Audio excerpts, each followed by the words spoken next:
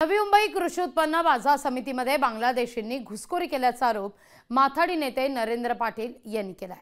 बांगलादेशी हमाल मिळेल त्या मजुरीवर काम करत असल्याने मराठी माथाडी कामगारांच्या रोजगारावर संक्रांत झाली आहे।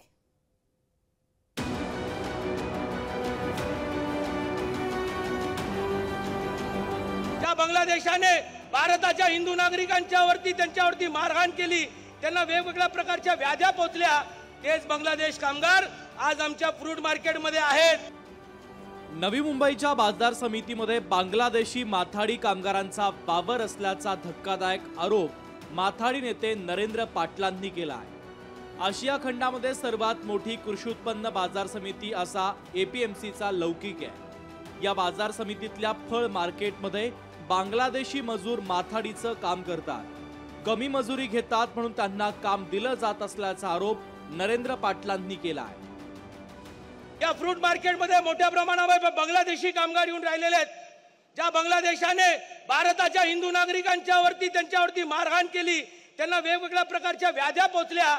तेच बांगलादेश कामगार आज आमच्या फ्रूट मार्केटमध्ये आहेत। माझी जाहीरपणे आमच्या हिंदू फ्रूट मार्केटच्या व्यापाऱ्यांना विनंती आहे की चुकणी अशा कमी मजुरीच्या दरामध्ये काम करणाऱ्या लोकांना प्राधान्य देऊ नका आणि तुमच्या माध्यमातून पोलीस स्टेशन आणि नवी मुंबईच्या सीपीना निरोप द्यावा की बांगलादेश हा भारताचा नागरिक नाहीये, त्यांना माथाडीचं काम करून घेण्याचा पूर्णपणे अधिकार नाहीये। शशिकांत शिंदे यांनी देखील या संदर्भात पोलीस आणि बाजार समिती प्रशासनाने कठोर कारवाई करावी अशी मागणी केली आहे। आंब्याच्या सीझन मध्ये काही कामासाठी 24 तास बांगलादेशी वापरण्याचा काही प्रमाणात प्रयत्न होतोय।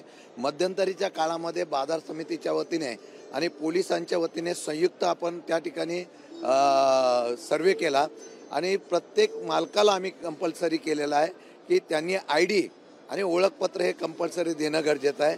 ते जर देणार नसेल तर जे ओळखपत्र नसेल त्यांच्यावर कारवाई केली जाईल।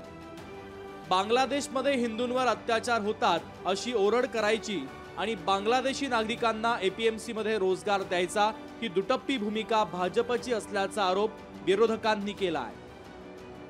बांगलादेशच्या जी काही बांगलादेशमध्ये हिंदूवर हल्ले होतात त्या बांगलादेशच्या हिंदूवर हल्ल्याच्या निषेधार्थ हिंदू जनजागृती काय आक्रोश मोर्चे काढायचे।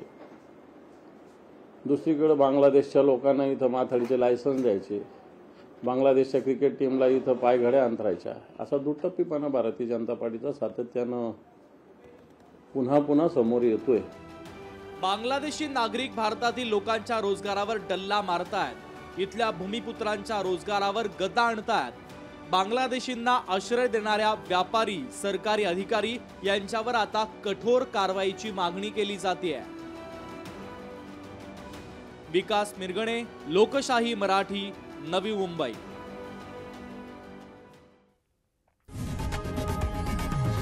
लोकशाही मराठी ऐका, पहा, जागरूक रहा।